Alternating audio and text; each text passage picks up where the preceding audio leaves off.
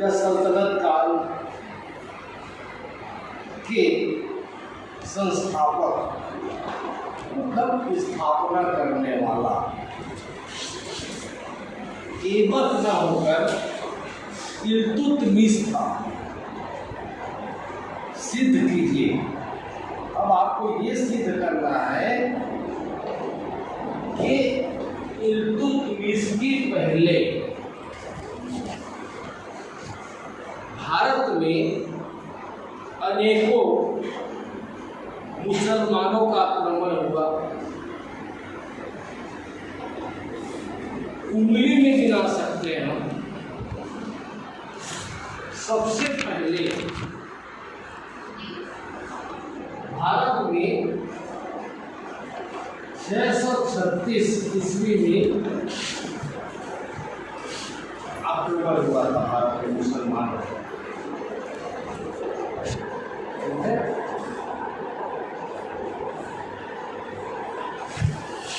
636 के पश्चात जो ज्ञात है, जो जानकारी है, वो ये है कि 1000 से 1027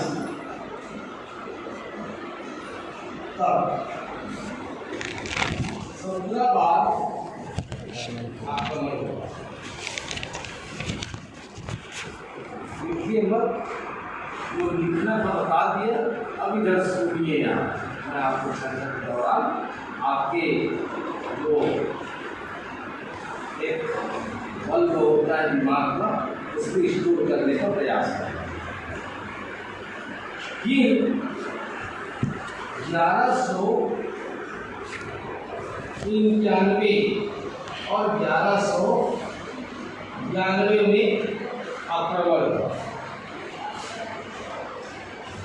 फिर आगे बढ़ जाते हैं तो 1206 से 1211 का सकते 10 भी कर सकते 1210। फिर 1210 से 1211, फिर 1211 से 1236। अब ये तो आपको काले जमीन पे हो गया, समझ नहीं आएगा जब तक हम चर्चा नहीं करेंगे। इतिहास के विद्वान हमसे एक सवाल करता है, और सवाल ये करता है कि इल्तुतमिश जो एक शासक था भारत जो 1211 में बना शासक, और उसने शासन किया 1236 तक।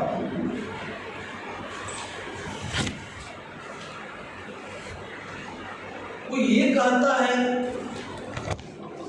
कि दिल्ली सल्तनत का या मुस्लिम वंश का या गुलाम वंश का या दास वंश का वास्तविक संस्थापक, शुरुआत करने वाला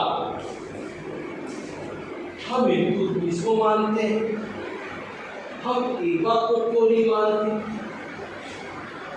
ऐबक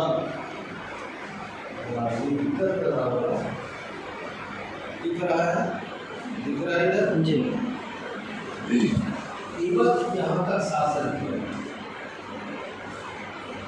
भारत में, 4 साल तक शासन किया। दिल्ली के सिंहासन पर बैठता रहा, राज दरबार सजाता रहा, लोगों को दंड देता रहा, न्याय करता रहा। फिर भी हम उसको राजा नहीं मानते दिल्ली सल्तनत को। उसकी पहले और अगर जाए तो यहाँ चले जाते हैं 1191 से 1192। भारत में उस समय एक राजा था जिसका नाम पृथ्वीराज चौहान था, सुने होंगे। उसको हरा दिया।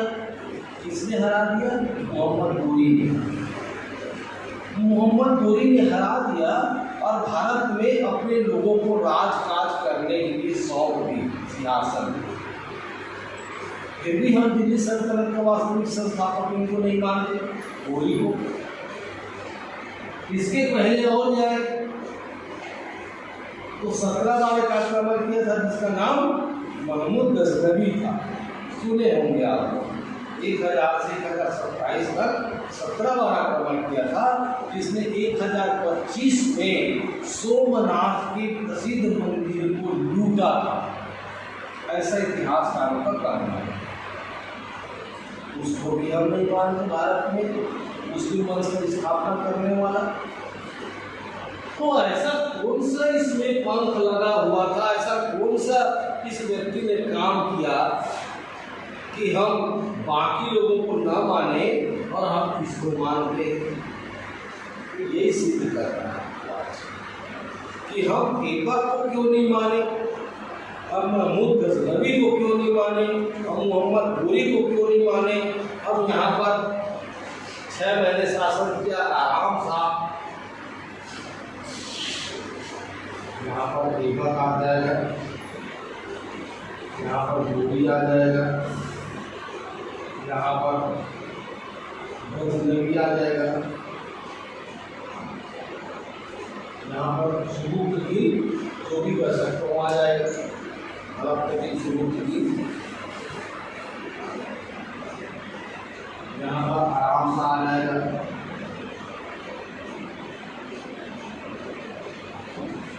यहाँ पर आपका मिस आ जाएगा। इसके पहले इतने लोगों ने भारत पर आक्रमण किया, इसमें से 2 लोगों ने यहाँ पर शासन किया। एक 4 साल तक शासन किया, एक 6 महीने तक शासन किया। उसके बाद भी आप इल्तुतमिश को श्रेय देते हो। भाई क्यों? क्या वजह थी? तो जब वजह ढूंढने के इतिहास के पन्नों में हम कोशिश करते हैं तो हमें वास्तव में बहुत ऐसी जानकारियां मिलती है जिसकी वजह से हमको भी, चाहे ईगो बतुता हो, चाहे फिरदौसी हो, चाहे फिरोज हो या बर्नी हो, जिसने भी मुसलमानों के बारे में इतिहास लिखा है उसने ये कहा है कि वास्तव में दास वंश का, गुलाम वंश का, मुस्लिम वंश का सल्तनत काल का वास्तविक संस्थापक ऐबक नहीं था, बल्कि कौन था? अब उसके कारण को हम ढूंढेंगे कौन सी वजह। तो जब कारणों को ढूंढना चालू करते हैं तो हमको कुछ बातें याद आती हैं, कुछ बातें हमको पढ़ने को मिलता है जिसमें सच्चाई है। और सच्चाई ये है, इसका मतलब भी समझा दूँ, गुलाम वंश दास वंश एक ही है। गुलाम नहीं, दास है, ठीक है। नौकर चाकर, और नौकर चाकर से भी हम आर्थिक गुलाम को साथ साथ मानसिक और शारीरिक गुलाम भी हो जाते हैं। मतलब वो कहेगा एक बार में खड़े रहो और वो खड़ा होगा गुलाम जी। तो दिल्ली सल्तनत में 5 राजवंशों ने शासन किया। कब से? 1206 से लेकर के 1526 तक 5 राजवंश ने शासन किया सल्तनत काल में। और पहला राजवंश का नाम था गुलाम राजवंश, दास राजवंश। अब ये जो जाता है 1206 से लेकर के 1290 तक जाता है। इस 1206 से 1290 तक जो शासन किया इसको हम दास वंश के नाम से जानते हैं, गुलाम वंश के नाम से जानते हैं। बाद में फिर खिलजी वंश आता है, फिर तुगलक वंश आता है, फिर लोधी वंश आता है, दशरथ वंश आता है और लास्ट में लोधी वंश आता है। 5 राजवंशों ने शासन किया। जैसे जैसे अभी इतिहास में आगे बढ़ेंगे हम आपको चर्चा करेंगे। ये सारे डिटेल्स मैं आपको इसलिए बता रहा हूँ क्योंकि किसी में मैंने एमए किया, मेरा एमए का पढ़ाई जो है मात्रा 8 से इतिहास में, उसमें जब आप भी एमए करेंगे तो आपको भी चुनने को मिलेगा कि किसके ऊपर आप एमए करना चाहते हैं, कि प्राचीन काल के ऊपर एमए करना चाहते हैं, मध्यकाल के ऊपर एमए करना चाहते हैं या आधुनिक काल के ऊपर आगे हैं। तो मैं जो मध्यकाल चुना था तो मध्यकाल में यही मुश्किल था।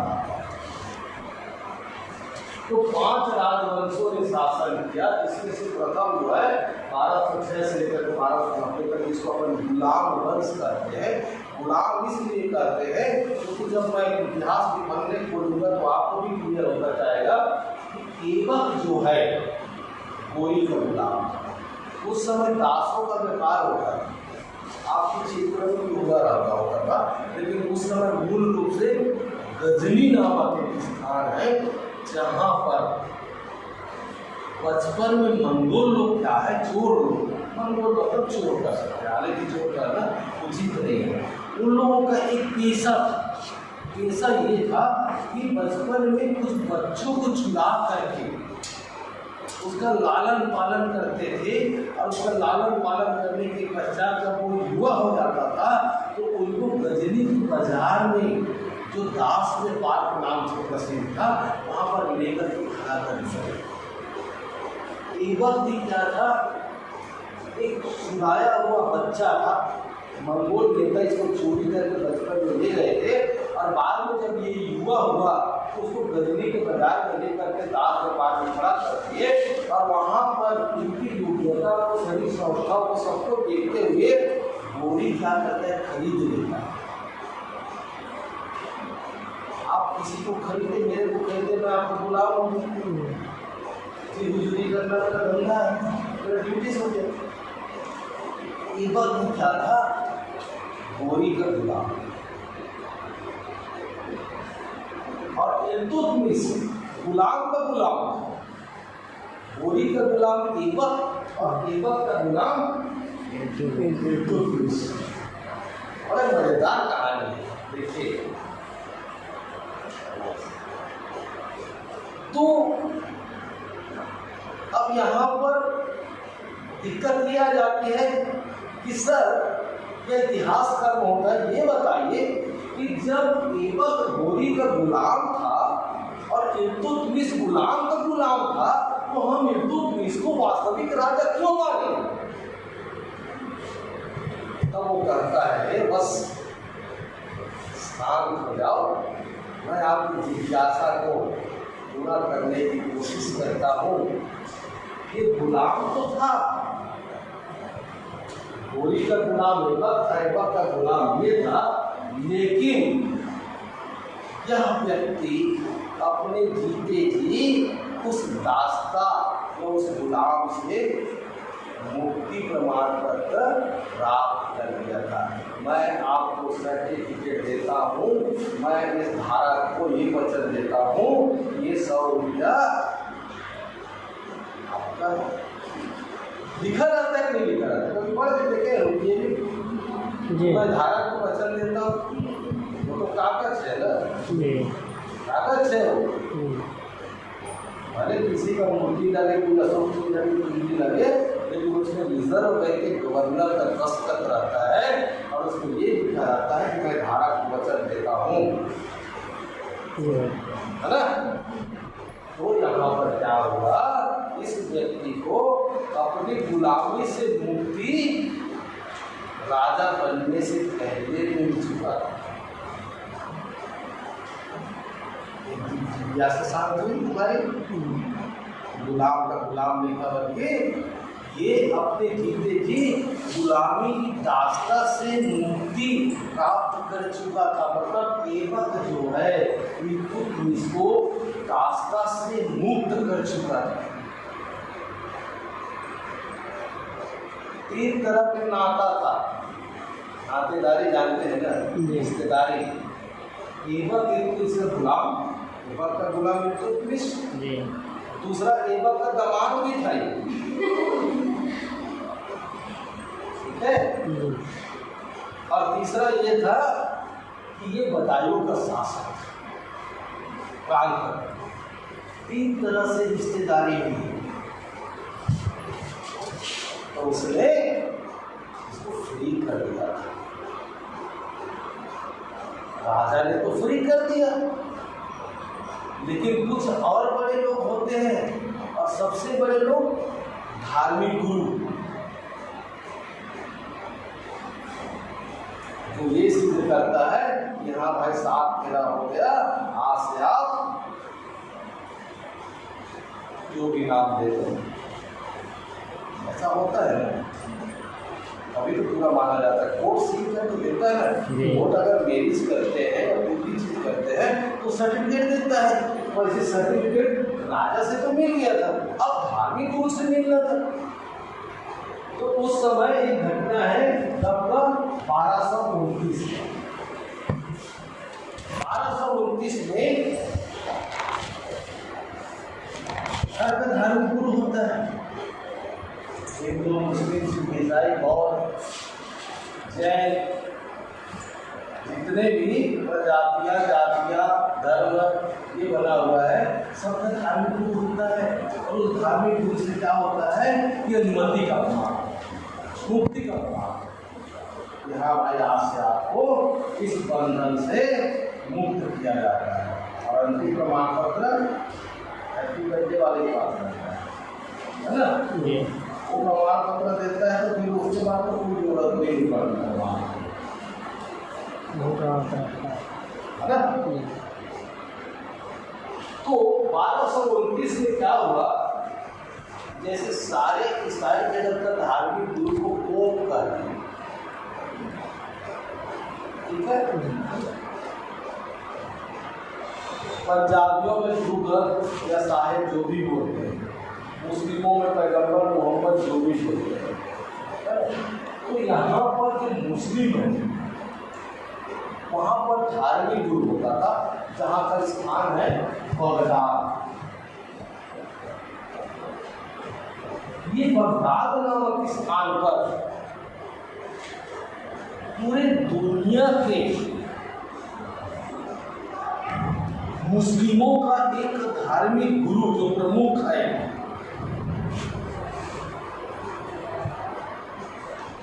उनसे भी प्रमाण पत्र लेना जरूरी होता है राजा होने का। तो इल्तुतमिश को क्या मिला, 1229 में बगदाद के धार्मिक गुरु, जिसको क्या कहते थे, खलीफा, अलग अलग नाम है। आप लोग महाराज बोलते से होंगे, राजा महाराज, जो पंडित जैसे भी बोलते होंगे, सब में एक नाम होता है। जैसे ईसाई में वो होता है, वैसे मुसलमानों में खलीफा कहा जाता है उस धार्मिक गुरु को जो बगदाद में रहता है, जो संपूर्ण विश्व के मुस्लिमों का धार्मिक गुरु का स्थान है बगदाद। वहाँ पर उस खलीफा ने इल्तुतमिश को एक प्रमाण पत्र दिया था, और वो प्रमाण पत्र में लिखा था नासिर अमीर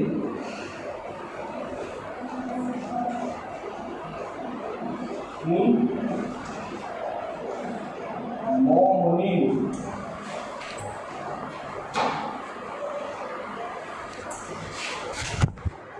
जबकि ऐसा एक बार को नहीं मिला।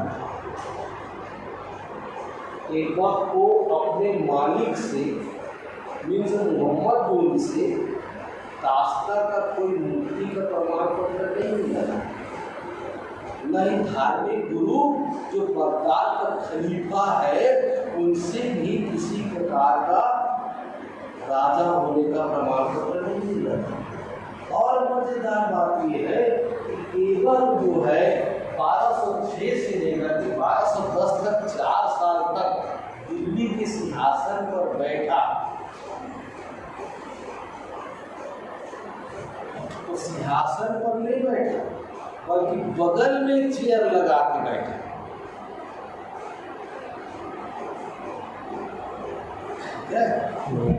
जैसे जब तक के मुझे शासन से आर्डर नहीं आया, मैं थोड़ा अपना पढ़ाई भी कर लूँ, तब तक कि ये पेन रखने का मुझे अधिकार नहीं था और उस चेयर में बैठने का अधिकार नहीं था, तब तक कि मैं बगल में काला वाला चेयर लगा के बैठता था। जब मुझे शासन से आदेश आया कि हाँ भाई आपको ऐसा ऐसा चौकीदार बनाया जाता है यहाँ पर, तो फिर मैंने ये पेन और उसी आसन का उपयोग करना चालू किया। अन्यथा मेरा कोई अधिकार नहीं है। वैसे यहाँ पर भी दीपक का कोई अधिकार नहीं था। दीपक को न ही दास्ता से मुक्ति का प्रमाण पत्र मिला, न ही वो वास्तविक रूप से सिंहासन पर बैठा, बल्कि बगल में एक चेयर लगाता था, एक सिंहासन लगाता था, उससे बैठ करके हर चीज करता था जो एक राजा करता है। हम उसको कंट्रोल करते थे। सलाह का ये जो बातें मैं आपको बता रहा हूँ, ये आपका बहुत काम करती है, इसमें बहुत काम करती है। क्योंकि जब फाइनल ईयर में आप जाएंगे और टॉप का एग्जाम दिलाएंगे, जिसको अपन यूपीएससी कहते हैं, पीएससी कहते हैं, फाइनल ईयर में पहुंचने वाले हर बच्चों को ये परीक्षा दिलाने की अपॉर्चुनिटी अवसर मिलता है जो टॉप की बड़े बड़े सर्विस में वो मिलता है, चाहे वो मेरी प्रकार का सर्विस हो या कलेक्टर एसडीएम जो भी बनते हैं, तहसीलदार बनते हैं, उसमें इसी टाइप के क्वेश्चंस आते हैं कि इल्तुतमिश को, और मध्यकाल से ही ज़्यादा आता है आपका, प्राचीन काल से ज़्यादा क्वेश्चंस जो है मध्यकाल से आता है। और एक चीज़ और क्लियर कर दूँ, जो इतिहास लिए है उसके लिए इम्पोर्टेंस तो है, लेकिन जो इतिहास नहीं लिए है उनके लिए और ज़्यादा इम्पोर्टेंस है। इतिहास वाले तो क्लास में बैठ के पढ़ रहे हैं, और जो इतिहास नहीं लिए हैं फाइनल ईयर में जाने के पश्चात किसी को कोचिंग करने जाते हैं, कोचिंग बोलते हैं ना, बड़े बड़े जगह में लाख लाख रुपये दे करके कोई दिल्ली जाता है, कोई बिहार जाता है, कोई पटना जाता है, कोई खानसर के पास जाता है, कोई और किसी के पास जाता है, ये चीज़ को उसमें पढ़ाया जाता है। ये जनरली आपके सिलेबस में है, लेकिन हम क्या करेंगे कि सीधा सीधा इल्तुतमिश के बारे में बता देंगे, कब से कब तक शासन किया, क्या क्या उसकी उपलब्धि थी, कौन कौन सी लड़ाई लड़ी, क्या क्या बनवाया, किन किन समस्याओं से वो जूझा, खत्म।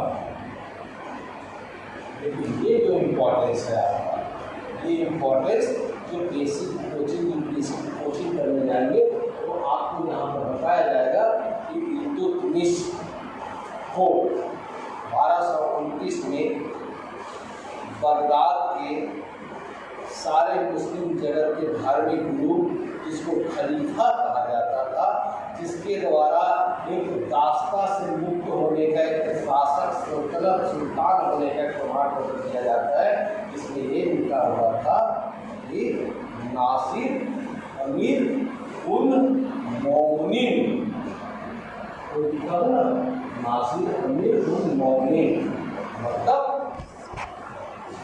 अल्लाह के समकक्ष, ईश्वर के बराबर। मतलब आपकी समस्याएं आपको मैं 10-20 बिंदु बता दूंगा, वो समस्याएं आपका 1206 से लेकर के 1526 तक हर के शासनकाल में मिलेगा। ऐसे बिंदु बता देते हैं आपकी समस्याओं को। एक राजा आता है, इतने से इतने दिन तक राजकाज करता है, तो उसके पश्चात उसकी इंतकाल होती है, और ये अपने शासनकाल में युद्ध लड़ा था और ऐसा ऐसा उसने जीता, ये बनवाया, खत्म। लेकिन जो बीच की इम्पोर्टेंट चीज़ है उसको हमको ध्यान में देना है, क्योंकि सेकेंड ईयर जो है ना, इतना इम्पोर्टेंस क्लास होता है ना, जो फाइनल में जाने के पश्चात फिर उसका दिशा तय हो जाती है कि मुझे कहाँ जाना है, क्या करना है। तो इसलिए हम इन चीज़ों को भी थोड़ा से माइंड में रीड करते जाए, ध्यान देते जाए, ठीक है। तो ये सब चीज़ जानने के पश्चात अब हम सिलसिलेवार इस चीज़ को जानने की कोशिश करते हैं कि दिल्ली सल्तनत का या गुलाम वंश का या राजवंश का या तुर्क वंश का वास्तविक संस्थापक ऐबक का होगा कि इल्तुतमिश का। तो पहले इल्तुतमिश के बारे में थोड़ा सा जानिए। इल्तुतमिश एक तुर्क था, दालन खां का पुत्र था। इसके पिता एक कबीले का सरदार था। बचपन में चोर डाकू या मंगोल लोग इसको चोरी करके ले गए। इसकी लालन पालन किया, भरण पोषण किया। जब ये युवा हुआ तो इसको गजनी के बाजार में लेकर के बेच दिए और इसका खरीदार का नाम था कुतुबुद्दीन ऐबक। इस ऐबक ने इसकी योग्यता को देखते हुए अपनी पुत्री का निकाह कर दिया, दामाद बना लिया और साथ ही साथ बदायूं का प्राणपति बना लिया। अतः ऐबक के साथ इल्तुतमिश का 3 तरह से रिश्तेदारी हो गई। एक तो उसका गुलाम, दूसरा उसका दामाद और तीसरा बदायूं का प्राणपति। लेकिन ऐसा कहा जाता है कि ऐबक जीते जी इल्तुतमिश को दास्ता से मुक्ति कर चुका था, उसको सर्टिफिकेट भी दे चुका था, प्रमाण पत्र दे चुका था। 1210 में कुतुबुद्दीन ऐबक लाहौर नामक स्थान पर चौगान खेल रहा है। वर्तमान में जिसको हम पोलो कहते हैं, घोड़े में बैठ करके स्टिक हाथी का एक लंबा लंबा लकड़ी को हम गोल करते हैं, उसी को हम वर्तमान में पोलो कहते हैं और उस समय उसको चौगान कहा जाता है। अचानक घोड़े के जीन से जो लोहे से बना होता है उनकी सीना टकरा जाता है, छाती टकरा जाता है और वहीं पर उस व्यक्ति का इंतकाल हो जाता है। इतना भी मजबूर मत होना, धर्मी मत लेगी को, ठीक है, इंतकाल हो जाता है।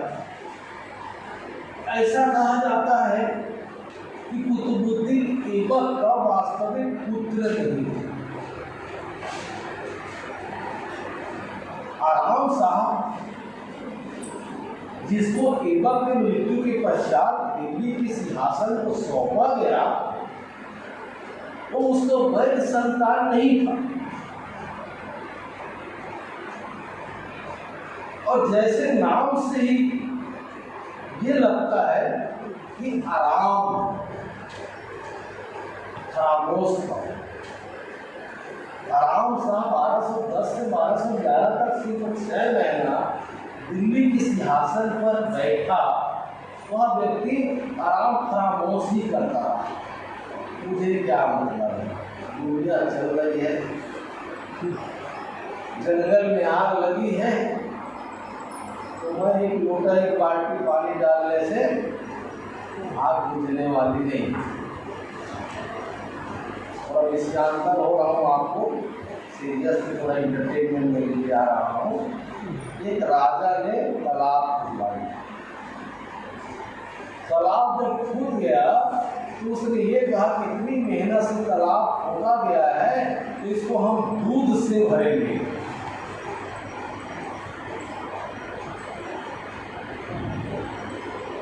गांव में डंका पीट गया, भाई इस तालाब को दूध से भरना है, हर रोज एक लोटा दूध लेकर के उस तालाब में डालेंगे। मेरी बारी आई, मैं कहा गुरुजी, मैं बोला बाकी लोग तो दूध डालेंगे, मैं एक लोटा पानी डाल देता हूँ, क्या बुरा होगा, गिर जाएगा। मैंने पानी डाल दिया। आपकी बारी आई, चेले किसके हैं? मेरे हैं। बोले गुरु ने देखो पानी डाला है, कहीं से देख लिया, मैं भी डाल देता हूँ, बाकी बगल वाला तो दूध डाले जाए। बेटा सब लोग पानी डाल दिए। सवेरे राजा देखा तो दूध की जगह पानी ही था, जस्ट लाइक ये। तो इल्तुत आराम फरामोश करता रहा। लास्ट में बदायूं से इल्तुतमिश क्रांतिपति था, इबक का दास से मुक्त हो चुका था, उनको बुलवाया गया और वहाँ पर आराम शाह से युद्ध हुआ और युद्ध में आराम शाह खेत रहे, मारा गया। और इस प्रकार से सिंहासन में 1211 को इल्तुतमिश विराजमान हुआ, जो 1236 तक लंबे समय तक उसने दास वंश की नींव संभाली और इस प्रकार से मजबूती प्रदान किया। ऐसा कहा जाता है कि इल्तुतमिश जो 4 साल तक सिंहासन को संभाला, वो खुद से जीता हुआ नहीं था, बल्कि उसको विरासत में मोहम्मद गोरी से जीता हुआ प्रदेश मिला हुआ था और उसी को 4 साल तक संभालता रहा। अपने बलबूते पर कुछ नहीं किया। जैसे मेरे को संतुष्टि है कि मैंने 1 बीघा जमीन अपनी नौकरी की बदौलत, पैसे की बदौलत खरीद ली। अब कोई पूछता है कि तुमने क्या किया, तो मैं जवाब दे सकता हूँ कि मैंने 1 बीघा जमीन खरीद ली। और मैं ये कहता कि नहीं, मेरे पिताजी की इतनी संपत्तियाँ हैं जिसको मैं रखा हुआ हूँ, वो संपत्तियाँ मेरी हैं, लेकिन अंतर मन से लोगों को ये स्वीकार नहीं होगी कि आपने क्या किया, तो मुझे बताना पड़ेगा ना। जैसे आप बताते हैं ना, अभी क्या कर रहे हैं, first year, second year, final year में जाएंगे, आप भी बताएंगे, कुछ और हो जाएगा तो आप भी बताएंगे। वैसे टाइप की स्थिति है। तो जब इल्तुतमिश राजा बना, सुल्तान बना, उसके पहले दिल्ली सल्तनत का जो साम्राज्य था वो लगभग छीन-बीन हो चुका था।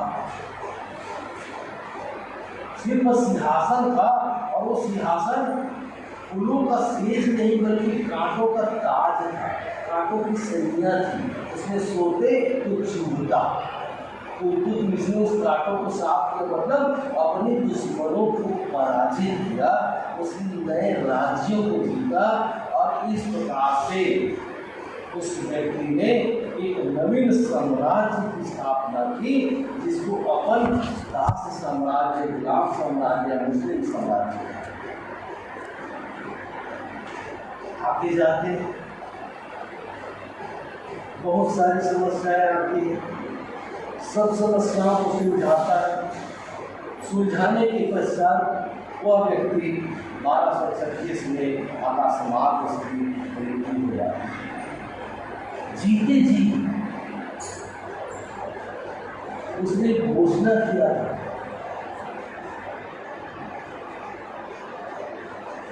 उनके पुत्र थे, उनकी पुत्री थी जिसका नाम रजिया था, जो भारत की प्रथम सुल्ताना बनी थी। रजिया सुल्ताना इल्तुतमिश की बेटी थी। उसने ये कहा था कि तुम लोग देख भेजना, मैं जीते जी अपना उत्तराधिकार विश्व करके अपनी बुद्धि को जाता हूँ यहाँ से, और ये मेरे पुत्रों से सबसे ज़्यादा योग्य शासिका बनेगी।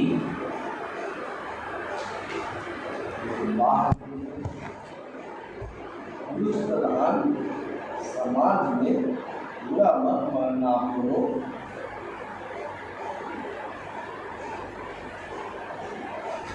खाना निकाल के नहीं खाएंगे, भले मोबाइल पकड़ के महुआ पेड़ के नीचे चौड़े में हम बैठ जाएंगे, लेकिन खाना तो बेटियां बनाएंगी, बर्तन तो बेटियां बनाएंगी, बहन बनाएंगे। भाई गलत नहीं हो रहा, आप इस बात को भले नकार सकते हो, आप मुझे कोस सकते हो, लेकिन लेकिन यहाँ से जाने के पश्चात बेटियों को हर लोग आर्डर देते हैं, मुझे पानी दो, चाय बनाओ, बर्तन धो, खाना बनाओ, लकड़ी लाओ, कंडे ठोको, एक करो, वो करो।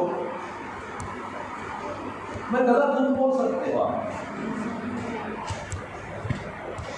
ये भी करते हैं, सारा काम वो भी करते हैं।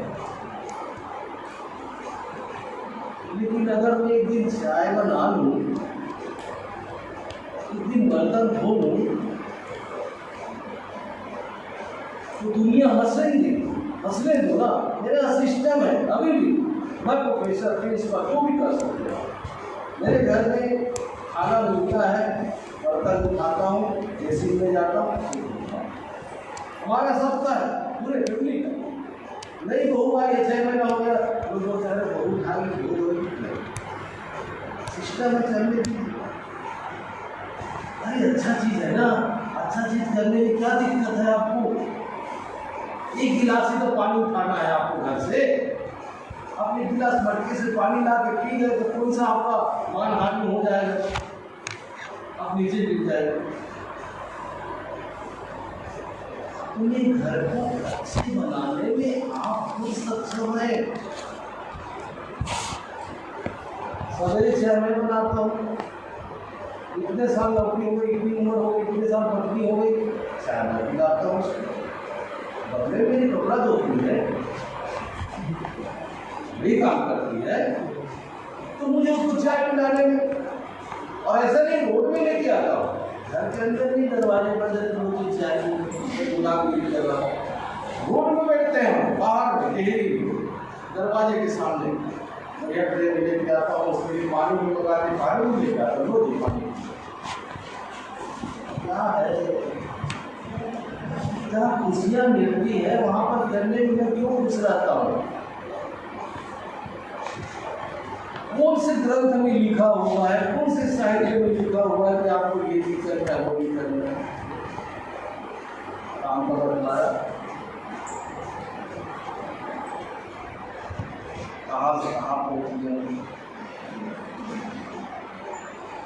तो इल्तुतमिश ने अपनी बेटी को अपना उत्तराधिकार घोषित कर दिया था, लेकिन पुरुष प्रधान समाज में नारियों को आज भी वो स्थिति नहीं मिलती है, वो अधिकार नहीं मिलता है।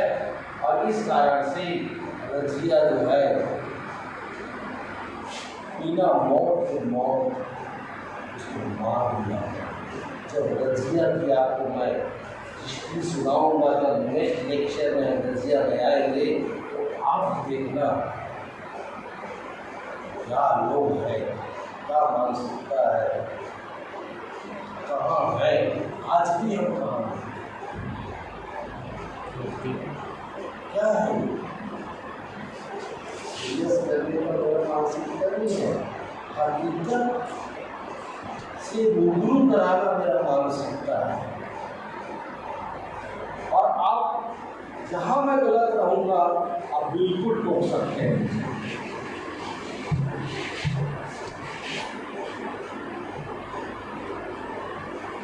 तो 1236 में इस व्यक्ति का इंतकाल हो गया। अब इंतकाल हो गया तो हम अब ये जानना चाहें कि हम दिल्ली सल्तनत का आप कह सकते हैं, इसके बाद किसी और का क्लास नहीं है। सोनू सर को नहीं है सर, नहीं है, सो रहा है। मैं भी 400 किलोमीटर से आया हूँ, लेकिन आपको ट्रेन में आया है, पूरा 3 क्लास करना है। इनकम्प्लीट करने से मजा नहीं आएगा, अगर उसी चीज़ को हम रिपीट करेंगे, इसमें फ्लो में है तो कुछ ज़्यादा समझ में आ सकता है। तो 1236 में इल्तुतमिश की मृत्यु होने के पश्चात इतिहासकार लोग ये जानने का प्रयास किया कि जिसको हम दिल्ली सल्तनत कहते हैं, जिसको हम मुस्लिम वंश के प्रारंभ काल कहते हैं, जिसको हम गुलाम वंश कहते हैं, जिसको दास वंश कहते हैं, उस वंश का वास्तविक संस्थापक कौन था? संस्थापक तो थे लेकिन वास्तविक संस्थापक तब हम यहां से जाने भारत में ये लिख सकते हैं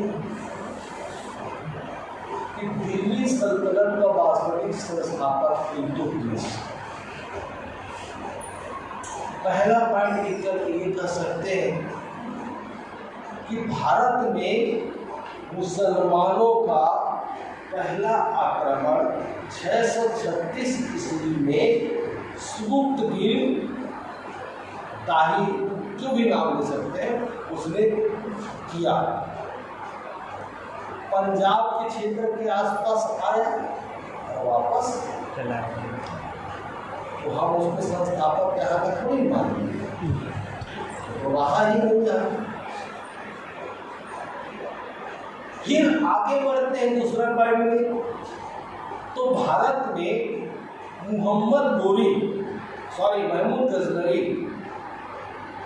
17 बार आक्रमण किया, 1000 से 1027 तक। और लिख सकते हैं 1025 में उसमें प्रसिद्ध सोमनाथ मंदिर को लूटा, तोड़ा, भंजन किया, घोड़ों के टापू के नीचे रौंदा। लेकिन इतिहासकार ये कहते हैं कि महमूद गजनवी आंधी की भांति आया और झंझावत की भांति, इसलिए उसको भी हम भारत में मुस्लिम वंश का वास्तविक संस्थापक नहीं मानेंगे। तीसरा बात आती है 1191 में गौर प्रदेश का शासक मोहम्मद गोरी ने भारत पर आक्रमण किया। उस समय भारत में दिल्ली में चौहान वंश का राजा राज कर रहा था, जिसका नाम था पृथ्वीराज चौहान, जिसका एक प्रसिद्ध कवि था चंदर बरदाई। जब 1192 में पहले युद्ध में गोरी हार गया, तो 1192 में फिर से मोहम्मद गोरी ने भारत पर आक्रमण किया। पृथ्वीराज चौहान आत्मविश्वास जो होता है वो कभी कभी हाई हो जाता है, कभी कभी लो हो जाता है। लो हो जाता है उसको गोली खा के आप ठीक कर सकते हो, डॉक्टर से सलाह लेकर के ठीक कर सकते हो, लोगों की राय मशविरा से ठीक कर सकते हो। और अगर हाई है तो उस डॉक्टर से आप से रुक जाओगे। हाई टेम्परामेंट गोरी जो है, चौहान जो है 1191 में जब तराइन के मैदान में पृथ्वीराज गोरी को हरा चुका था, तो आदमी जीत में इतना मदमस्त हो गया था। ये आदमी को जब तमगा मिलता है, मेडल मिलता है, पहला आता है, तो उस दिन आदमी को नींद आती है, भूख लगती है। आपकी बात है, मेरी बात है, तो किसी को हम रिजल्ट को देखते रहते हैं, मार्क्स तमगा को देखते रहते हैं, कोई मेडल मिल गया,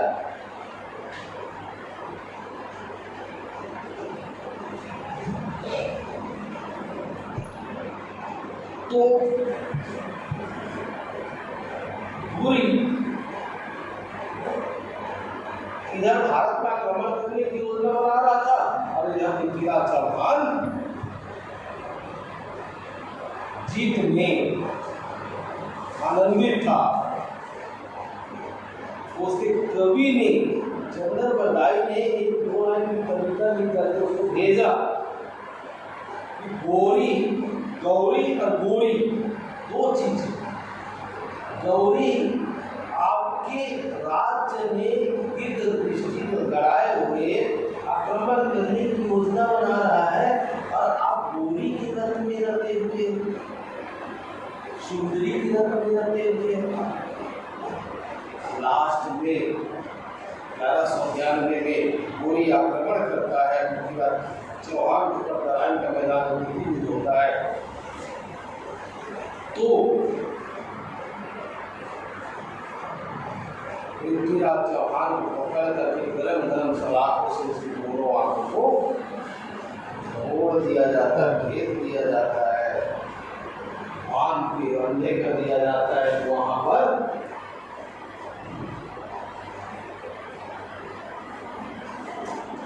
पर चंदर वरदाई दिन करता है।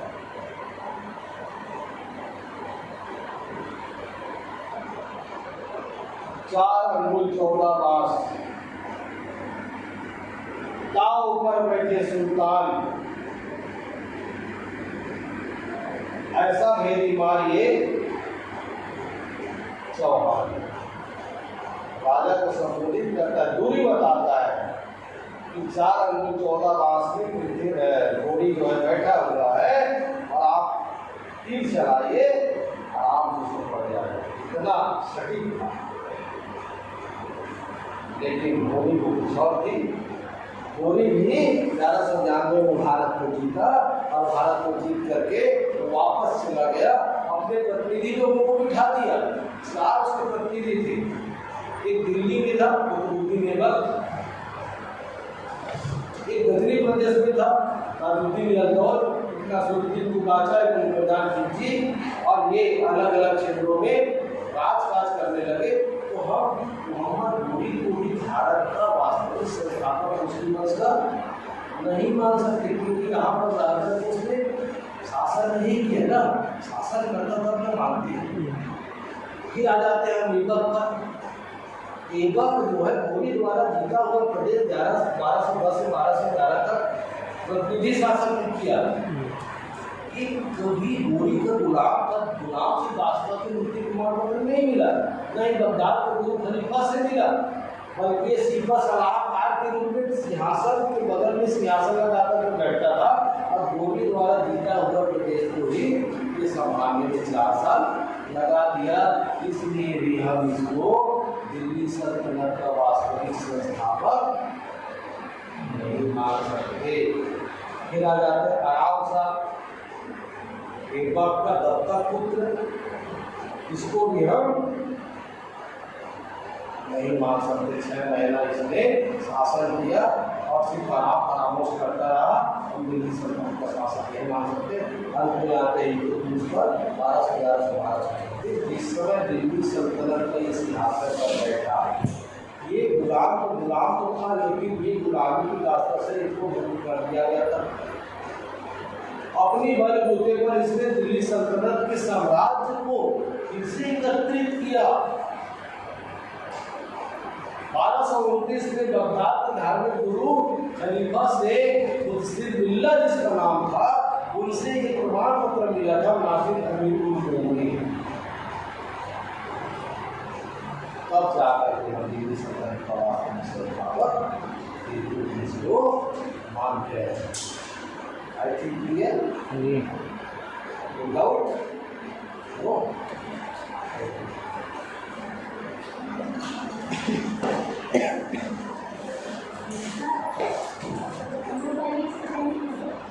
इंग्लिश पढ़ाई तुम्हारा कौन सा है? कितना टाइम होता है?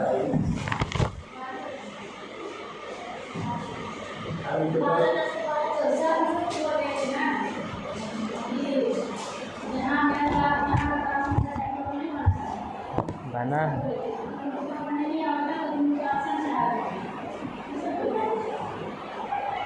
चलिए हम आप बातों को ध्यान में रखते हुए हम ठीक है।